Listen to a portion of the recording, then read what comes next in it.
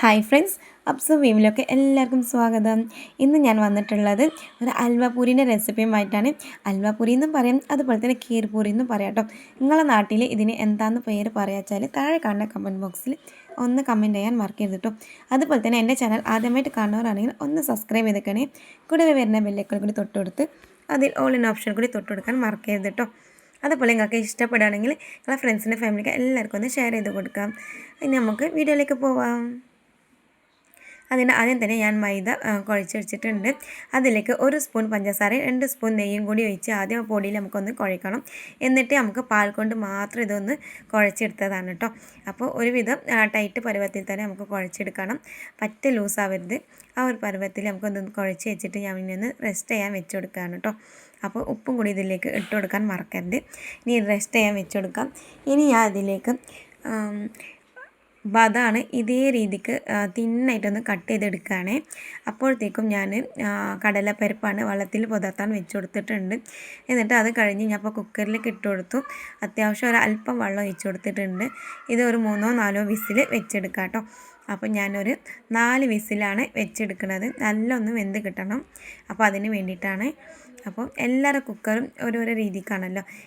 ചിലവർക്ക് പെട്ടെന്ന് തന്നെ ആയി കിട്ടും 2 വിസിൽ വെക്കുമ്പോൾ തന്നെ. അപ്പോൾ അങ്ങനെയൊക്കെ ആണെങ്കിൽ നിങ്ങൾ കുക്കറിനനുസരിച്ച് നിങ്ങൾക്ക് വെക്കാം കേട്ടോ. ഞാനിതൊന്ന് പൊടിയായിട്ടൊന്ന് കട്ട് ചെയ്യാണ്. അപ്പോഴത്തേക്കും ചില കുക്കറിൽ എത്ര കുറച്ച് വെള്ളം ഒഴിച്ചാലും കുക്കറിൽ ഇതേപോലെ വെള്ളം തൂറ്റിപ്പോവും. അങ്ങനെ നിങ്ങളതിലുണ്ടെങ്കിൽ താഴെ കമൻറ്റ് ബോക്സിൽ ഒന്ന് പറയാം കേട്ടോ.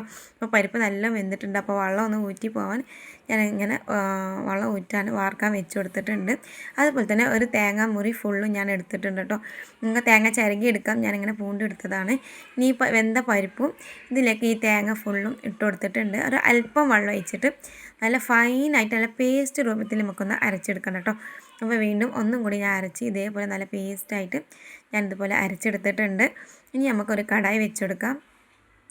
കടായി നല്ല ചൂടായി വരുമ്പോൾ ഞാൻ ഇതുപോലെ ബദം അതുപോലെ തന്നെ ഇതിലേക്ക് ഒരു 4 ടീസ്പൂൺ ഞാൻ നെയ്യ് ചേർത്ത് കൊടുത്തിട്ടുണ്ട്. എത്രത്തോളം നമ്മൾ കൂടുതൽ ചേർക്കണം അത്രത്തോളം നല്ല ടേസ്റ്റാണ് കേട്ടോ. ഇനി ഇതിലേക്ക് 4 പട്ട, 4-5 ഏലക്കായ്, 1 കറാമ്പും കൂടി ഇതിലേക്ക് ഇട്ട് കൊടുത്തിട്ടുണ്ട്. ജസ്റ്റ് അതൊന്ന് ഫ്രൈ ആയി വരുന്ന സമയത്ത് നമുക്ക് ഇതിലേക്ക് നമ്മൾ നേരത്തെ അരച്ച് വെച്ചിട്ടുള്ള ആ പരിപ്പും തേങ്ങയും കൂടി ഇതിലേക്ക് ഇട്ട് കൊടുക്കാം. എന്നിട്ട് ഇത് നല്ലോണം ഒന്ന് കുറുക്കിയെടുക്കണം കേട്ടോ. ആദ്യം ഇത് നല്ലോണം മിക്സ് ചെയ്യാം. നമ്മൾ മധുരത്തിനനുസരിച്ച് കൂട്ടി കുറയ്ക്കുക ചെയ്യുമ്പോൾ പഞ്ചസാര ഇട്ട് കൊടുത്തിട്ടുണ്ട്. ഇതിൽ കുറച്ച് കൂടുതലുണ്ടാവുമ്പോൾ കേട്ടോ ടേസ്റ്റ്. നിങ്ങൾക്ക് കൂട്ടി കുറയ്ക്കുകയൊക്കെ ചെയ്യാം. പഞ്ചസാരയും കൂടി ഇട്ടിട്ട് നല്ലോണം ഒന്ന് മിക്സ് ചെയ്ത് കൊടുത്തിട്ടുണ്ട്. ഇനി ഇതിലേക്ക് ഞാനൊരു 1/2 ഗ്ലാസ് പാല് മാത്രം ചേർത്ത് കൊടുത്തിട്ടുള്ളൂ. നിങ്ങൾക്ക് അതേപോലെ ചേർത്ത് കൊടുക്കാം കേട്ടോ. അപ്പോൾ ഇത്രയും ലൂസാവും. ഇനി അതൊന്ന് ഇത്രയും ടൈറ്റ് ആവണം. ഈ ഒരു സമയത്ത് ഞാൻ ബദം നല്ല ചെറുതായിട്ട് കട്ട് ചെയ്തത് അതും കൂടി ഇട്ട് കൊടുത്തു. ഇനി ഇതിലേക്ക് ഫുഡ് കളർ ചേർത്ത് കൊടുത്തു. തികച്ചും ഓപ്ഷണലാണ്.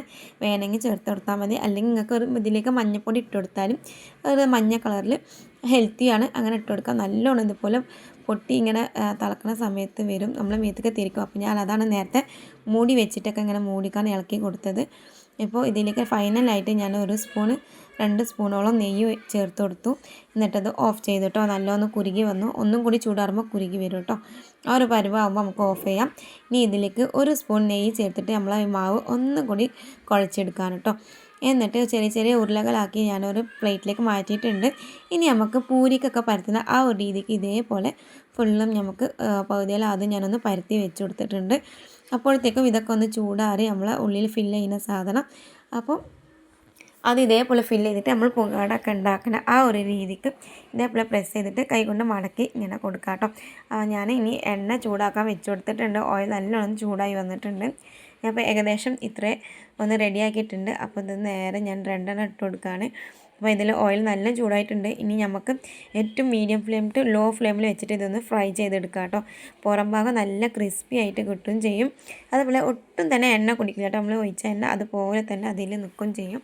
അപ്പോൾ അത് തന്നെ നല്ല ചൂടായതുകൊണ്ട് തന്നെ ഇത്രയും ബ്രൗണിഷ് കളറ് കൂടിയിട്ടുണ്ട്. അതിനുശേഷം നമുക്ക് ലോ ഫ്ലെയിമിലിട്ടിട്ടാണ് ഇത് ഫ്രൈ ചെയ്തെടുക്കാം. ആ ഒരു സമയത്ത് തന്നെ നമുക്ക് ബാക്കിയുള്ള മാവ് ഇതിൽ ഫില്ല് ചെയ്ത് കൊടുത്തിട്ട് ഇങ്ങനെ മടക്കിയെടുക്കാം കേട്ടോ.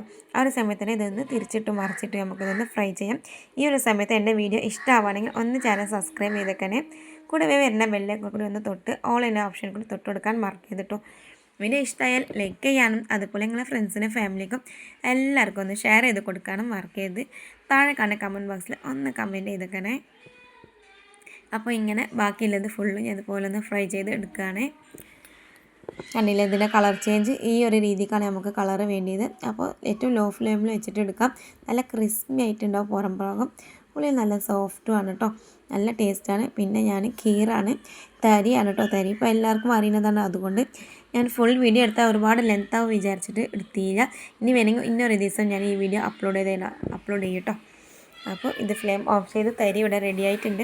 ഇത്രയേ ഉള്ളൂ. ഇനി നമുക്ക് ഈ പൂരിൻ്റെ ഒപ്പം ഈ തരി കൂടി ഈ കീറും കൂടി ഒഴിച്ചിട്ട് കഴിക്കുമ്പോൾ ഉണ്ടല്ലോ നല്ല ടേസ്റ്റാണ്.